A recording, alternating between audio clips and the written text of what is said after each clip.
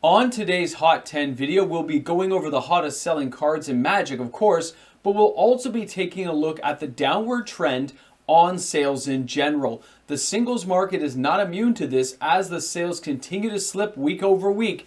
This is a topic that a lot of players are interested in, so let's get going.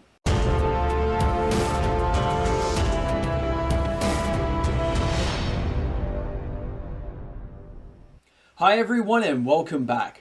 MTG Moxman here. Thanks again for hanging out with me on my channel today as we go over a Hot 10 video that really isn't that hot. I know it's kind of weird to say, but we've noticed in the last few weeks the sales have been slowing down, and although the singles market is still the fastest selling area of Magic the Gathering, these sales are slowing down. The last several weeks we've started to notice it here when I start compiling the sales, but this is like modern cards. And all these sales are slowing down. And there are various reasons that can be attributed to this. We still have a lot of uncertainty in the world. Recession is still being bandied about and people are concerned about saving money. We have inflation that's still pretty rampant in a lot of areas of the world. And that leads to higher priced goods, a crush on your dollar. And let's face it, this is a hobby that a lot of players will push to the side if you have to feed your family for obvious reasons. Add in gas, utilities, all those great little things we have to survive in the world, and your money gets pinched in pretty quick. Not to mention, people are still really mad at Wizards of the Coast. You're not hearing it as much, but that does mean that the air is not palpable with all that hate and anger. I still get a lot of people talking about it, so I know it's still out there. A lot of my friends feel the same way. So when I look at these sales this week and you start adding all those things in, I would say, yeah, that's about right. You've also got people trying to save up for, March of the Machines. The story looks great. I'm very excited. But again, I'm not buying lots of boxes of it. I'll be doing some box openings for 401 games. And of course, I will be buying some singles and picking up a few cards that I need for some decks. But the idea that boxes are pretty expensive right now, and the fact we keep seeing discounted boxes like my deal video I showed you earlier in the week, it lets you know you can always just wait a little bit further down the line. And that means you can save a lot of money, up to 30% apparently. So don't be afraid to just sit on the sidelines for a little while and see how this market plays out. I know a lot of people would love to see Cynthia Williams or Chris Cox or both fired, but I don't know how far we're going to get with that. Time will tell. And players who are talking about, I need them to slow down the production runs and tighten up the numbers. I still think that will happen, but I still think we're about 12 to 24 months out. So with all these little things all factored in, guys, it feels a little bit bleak, but not for the game itself. For the environment around the game, absolutely. But for players who just want to hang out and have a good time, nothing can stop you from doing that because you own your cards. So let's take a look at the hottest selling cards. Let's take a look at what this market comparison is starting to look like for the player base. Because as they shun away from buying even singles, and as we see sealed boxes being dumped still, this is going to be a very interesting time in Magic. So let's take a look at the Hot 10. You guys will let me know what you think in the comment section because, again, a lot of the cards on the list this week are not what you're going to expect. The number 10 card this week is the God Eternal Orchestra with 194 sales March 25th to the 31st of 2023. It has an all-time high of $14.97 May of 2019. The all-time low is $4.69 March of 2020, and the current price tag is $9.10.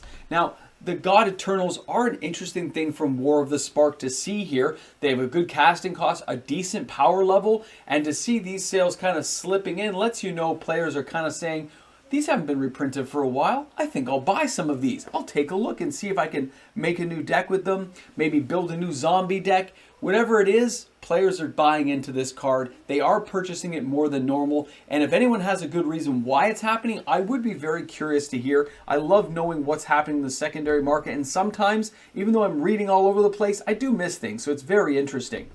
Now, when we're taking a look here at the number 9 card this week, we are going ahead and going right back to Phyrexia. All will be one with the bloated contaminator. 203 sales this week with an all-time high of $19.93 January 2023, the all-time low of $2.44 March 23, and of course here we have it at the current price tag. It's still $2.44. Guys, Cards like this, when you see it, you got to understand that the pricing for these cards, when it comes out and the pre-release pricing and then how it drops off, because let's face it, almost everything drops after pre-release. And the Bloated Contaminator, the Phyrexian beast that it is with Trample, this is a decent card. But the way Wizards of the Coast has set the game up now, with the speed and turns being over by turn 3, turn 4, the game being over, cards like this actually don't see as much play as you might think. I myself thought I would see this all over in Arena, and it's really, even though it has Toxic, it's really not happening. I'm not seeing much of this card, and I find that kind of interesting to think a card like that 5 years ago would be everywhere, and right now it barely has a place in the decks I'm seeing. Now our next card is Staff of the Storyteller. Very interesting, guys. 284 sales this week, all-time high of $10, March 2023, but at the same time, the all-time low was $1.01 March 2023, and the current price tag is $8.48. Again, this card I didn't see coming out a lot or doing a lot of stuff, but here we have it. I mean, let's face it, it's one white, one generic. It's an artifact. When the Staff of the Storyteller enters the battlefield, create a 1/1 white spirit token creature with flying. Whenever you create one or more creature tokens, put a story counter on the Staff of the Storyteller. You can pay 1 white, remove a story counter, and draw a card. It's actually a pretty decent artifact. Yes, it has to be contingent on working with token creation, but it's still pretty interesting to see a card like this and the price kind of swing back up, which means people are finding a use for this. And I think that's pretty cool. That's an interesting thing. Now, our next card that's coming up is going to throw some people for a loop, I think, and that is Neoform, again from War of the Spark. What an interesting card to see. 291 sales this week. It has an all-time high of $1.43, April 2019. The all-time low is 34 cents way back in March 2020, and the current price tag is only $1.30. But the Neoform, I remember seeing it everywhere when we were playing in War of the Spark. And when you take a look at the card, being a sorcery, it's not the fastest card, but 1 blue, 1 green, and as an additional cost to cast this spell, sacrifice a creature. Remember that? Search your library for a creature card with converted mana cost equal to 1 plus the sacrifice creature's converted mana cost. Put that card onto the battlefield with an additional +1/+1 counter, and then shuffle your library. Cards like this do have a use. Players find it all the time, and that's why sometimes cards that are on the list today, players just kind of forgot about them, and now they're going back and picking up the pieces and buying the card. Fabulous card seeing Neoform back on the list. I can't believe it. And our next card, again, Kamigawa Neon Dynasty is throwing us a surprise, and that is with Tacnuma, the Abandoned Mire. Can you believe it? It's back in again. 312 sales, March 25th to the 31st, all-time high, $9.78, February of 2022. All-time low, $3.22, February of 2022. And I remember talking about this card and saying to people, it's just too cheap. This card is way too low. And if we take a look at the price now, $6.01, this card deserves to be there. Tacnuma has the channel effect of 1 black, 3 other, discard Tacnuma Abandoned Mire, mill 3 cards, then return a creature card or planeswalker card from your graveyard to your hand. This ability costs 1 less to activate for each legendary creature you control. What a phenomenal card, and I still say the mana base from Kamigawa is an amazing mana base. The only fear I have is whenever these cards start to rise in value, you know Wizards is going to reprint it, so it makes you feel like I shouldn't be paying this much if they're just going to reprint it again. And that's the problem a lot of players are having, is that they know it's going to come around now. That nobody has faith in Wizards for this kind of stuff. It's very annoying to the player base who may want to be purchasing cards like this. All right, guys, it's time to jump down to the number 5 card this week, and we are taking a look at, of course, Go for the Throat. That's right. It feels like Wizards of the Coast. They're going for our throat or our wallet. 389 sales this week in the number 5 position with an all-time high of $1.36, October 2022. All-time low of 25 cents, November of 2022. And the current price tag is 49 cents. Guys, a very inexpensive card. I can see why people just kind of want to buy it, but you can see why it's being purchased. It is from Brothers War. It's 1 black, 1 other. It's an instant. Just destroy target non-artifact creature. Think of all the Predators. Think of all the things you have to deal with the upcoming sets.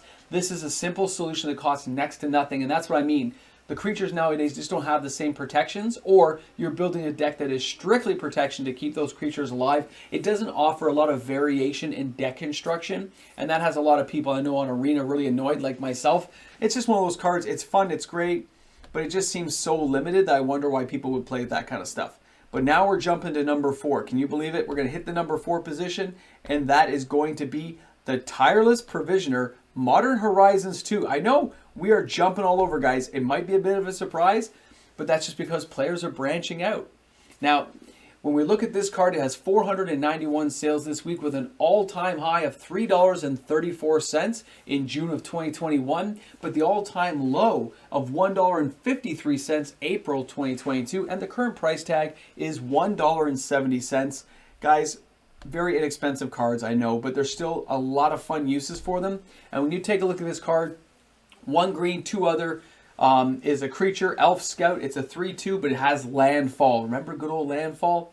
Whenever a land enters the battlefield under your control, create a food token or a treasure token.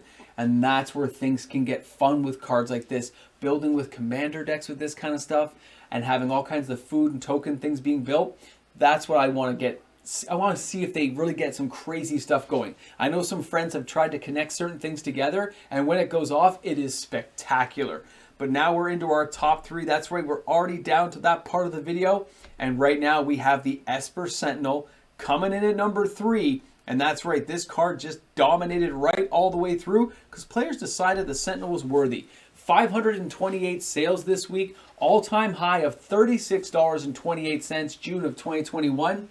All-time low of $15.40 July of 2021, and the current price tag is $30. I want you to think about that. 528 sales, but the current price tag is around $30 for Modern Horizons 2. I myself would be a little concerned about buying cards at this price level. It's an amazing card. It's a human soldier artifact creature. I mean, it's got great little things that'll go with soldier decks. I get it. It's a 1/1 for 1. Whenever an opponent casts their first non-creature spell each turn, draw a card, unless that player plays X, which is the Esper Sentinel's power. Guys, very fun card. I get it. I know it's going to come around again. And as long as you get some enjoyment out of the card, all have at it. But this is where we're at with Wizards of the Coast. That understanding that we don't know what they're going to do, it makes players very leery about investing any heavy money in cards. Now, number 2, still hanging in there, is Taivar Stand. Can you believe it? He's been number 1 for so many weeks, but now it's dropped to number 2. 702 sales this week. And remember, guys, if you're buying any of these cards on TCG Player, please consider using my affiliate link. It's found in the description of all my videos. You just click the link, takes you right there to TCG Player. I got to show for myself a bit. It does help the channel out, and I really do appreciate it.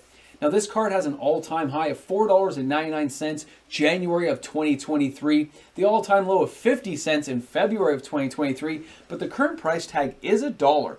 This card has moved up a bit. I can see why. It has some good effects to it. When I look at the card, though, it just seems like I've seen this card before, so it doesn't draw me as much as other cards, or even as much as our number 1 card this week. That's right, guys. Let's just jump to number 1 here. You've gone all the way through the video, and a card I thought would be here a long time ago is back on top. Conduit of Worlds. That's right, Phyrexia All Will Be One. This card finally found its way back, and that is just, pardon me, phenomenal. It has 934 sales. Its all-time high was $9.89 January 2023, but the all-time low was $2.27 March 2023, and the current price tag is $2.49. And with the new cards that have come out, with what we've seen with March of the Machine so far, I'm not surprised. The Conduit of Worlds is a 2 green, 2 generic artifact. You may play land cards from your graveyard. That's already kind of a cool thing. Think about other game effects we've seen, and think about having to mill your land or discard land, but being able to get it back is pretty awesome. It means you're not worried about discarding land. Now, the second part of it, though, choose a target non-land permanent card in your graveyard. If you haven't cast a spell this turn, you may cast that card. If you do, you can't cast additional spells this turn. Activate only as a sorcery. Think about all the creatures that end up in a graveyard, and it lets you realize this card has some great potential. It has great potential for commander, and I can see people trying this stuff out in Modern. We are going to have a good time with this card, and it's so inexpensive right now that I think maybe some players actually underestimated the card. They may have just kind of thought it wasn't going to be that great, and that's where it ended up. And that was the #1 card this week. When I look at this stuff, and I look where we're at with Wizards of the Coast and what's going on out there, these sales are actually exceptionally low for a Hot 10 video. So it really makes me think, I think people out there are starting to feel the crunch from the economy, job loss. They're starting to worry about things. They're trying to squirrel some extra cash away. Inflation's kind of pushing down. There's a lot of other things that are factoring in, as well as how people feel about Wizards of the Coast. But I want to thank you all for hanging out with me today, coming and joining in on the channel. Leave those comments down in the comments section. And you know what? Everything gets better. These kind of cards, some of them being so inexpensive, still offer that great play experience that everyone can look forward to. And we have March of the Machines around the corner. I myself am going to go to the pre-release with my Mini Mox guy. We're going to have a good time, and I can't wait to be there. So thanks again for tuning in. We'll talk to you guys later. Hey guys, a big shout out and thank you to the fantastic patrons of the channel for allowing content like this to be created each and every day. Without those patrons, this wouldn't be possible. So a big shout out and thank you to the fantastic patrons of the Moxman. Okay, you've made it. It's an after credits scene. And you're probably thinking, this is 11:15 in the morning, you're probably thinking it's going to be like an April Fool's thing. And in this case, it's not. Hopefully I'll have time to do an April Fool's like joke video, but these ones take a long time to put together for Hot 10s, so I didn't get a chance to do anything yet as much as I want to, and it kind of fits my way of doing things. It was a really busy work week, so I apologize if nothing sounds so snappy, but there is good news, because you're here at the after credits scene. You're the ones who stuck around and made it this far, so props to you. And I did a collection buy. You're the first ones to hear it. Haven't even told Mrs. Mox yet. I did a reserve list collection buy. I'm not going to tell you what's in it. We will get there when we get there. But I will tell you this. None of it's mine. It's all going to the patrons of the channel. I know it's not an April Fool's joke, but I still think it's pretty good news. I feel kind of bad for the person I had to buy it from, but it's great news for the patrons of the channel. So thanks, guys. All right? And yeah, if I can get an April Fool's joke done video at some point, I will. All right. We still have all tomorrow. All right, guys. And if not, I'll see you on the live stream Sunday night for the wheel giveaway, as well as the reserve list Hot 10 and that video. Wow. Wow. That's a good one. All right. I'll see you guys soon. Collection buying. Mox Man of the North.